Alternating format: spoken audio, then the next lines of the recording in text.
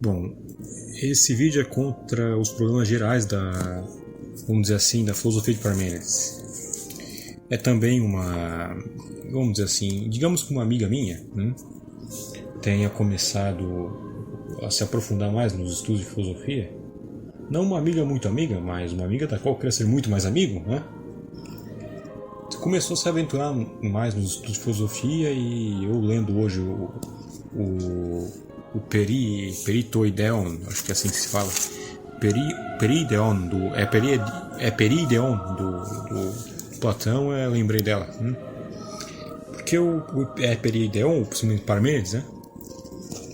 É um diálogo onde é demonstrado com muita força a erística de Parmênides, né? E é mostrado também como é que ele homem era um especialista em bagunçar a cabeça dos outros. E todo sujeito que está se aprofundando em filosofia vai ter que passar por Parmênides. Então esse vídeo aqui também é um pouco para ela, né? Olha, para entender Parmênides tem que primeiro entender que ele é um mentiroso. Vamos lá, por que ele é um mentiroso?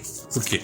Quando você for ler os escritos, tanto quando você for ler os escritos deles e ler o diálogo ali do Platão, você tem que prestar muita atenção e uma hora você vai perceber que ele nega, primeira coisa, ele diz que a realidade não é confiável, mas ele usa da percepção dele para ter os argumentos e demais.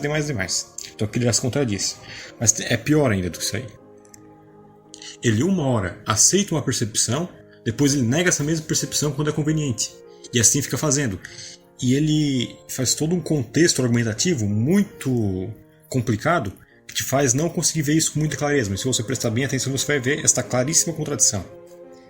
Essas loucuras do Parmênides.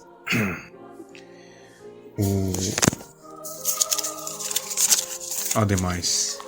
Bom, enfim, então essa dialética que o Parmênides ensina, na verdade, é uma sistematização do vício. Ou seja, eu literalmente o meu bel prazer confunde a cabeça dos outros a tal ponto que eu faço elas concordar comigo.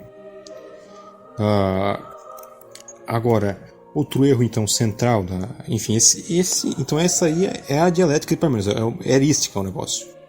O que Aristóteles definia como erística. Agora, o segundo erro de Parmênides foi subordinar a epistemologia, subordinar a ontologia à sua epistemologia. Ou seja, a epistemologia dele já é errônea, ele já parte de um ponto de que os sentidos não são extremamente não confiáveis, mas ao mesmo tempo ele usa os sentidos e uma hora afirma eles, outra hora nega eles, ao bel prazer para te confundir. Já começa então esse erro é epistemológico. Mas pior, ele então subordina a ontologia à sua epistemologia, o que está errado. Porque a epistemologia, então, eu estudo como do conhecimento, ou seja, como o cara acaba conhece. Dos princípios e demais. Agora, a ontologia é o estudo das coisas, exatamente. Ou seja, primeiro você tem que existir as coisas para depois existir, tem que existir o ser para depois existir o conhecer do ser. Então Parmênides ele subordina a ontologia dele à epistemologia e usa então de argumentos epistemológicos para destruir teses ontológicas, o que está sumamente errado. É um sofisma, na verdade. Eu não sei se enquadra muito bem nesse caso, mas dá para dizer que é uma inversão, ou seja, está invertendo acidente de substância. De qualquer maneira, ou seja, enfim, a essência do que eu disse acho que ficou clara. De qualquer maneira, Parmênides ele também usa e abusa do negócio do não ser. Mas ele nunca explica o que é ser e o que é não ser, na verdade. Então, assim, de novo, o Parmênides é um sujeito muito habilidoso em mentir. Então, ele não explica direito o que são essas coisas, justamente para te confundir. Eu não estou dizendo que ele faz isso também de maldade, mas um pouco deveria ser assim. Agora, então, uma refutação geral à tese dele, de que o Uno, né? Uno é todas as coisas, ou seja, todas as coisas são uma só. A refutação disso é muito simples. Toda coisa que existe tem uma relação consigo mesma de ser a si mesma. Uma relação, ou seja, uma característica, então, ela é ela mesma. E uma característica, se uma característica existe, então ela é um ser. Então quer dizer que temos dois seres, não um ser só. Assim, então, Parmênides cai no argumento. E este Uno aí não tem mais muito sentido. Ademais, a nossa própria percepção nos notifica de que existem seres, não um ser só, que engloba todos os seres.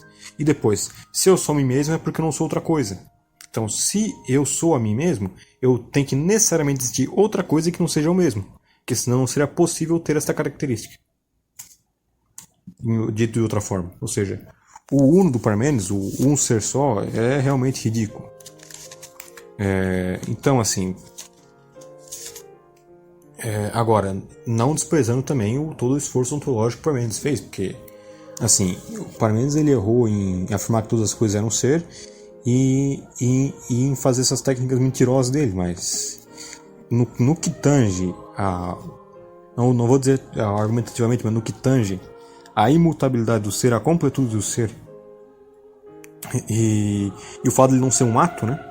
Do ser não ser uma ação, Parmênides acerta muito bem e, na minha opinião, pelo menos até agora, é um dos gregos que mais entendeu bem o aspecto ontológico. Aliás, ele foi o grego que fundou a ontologia.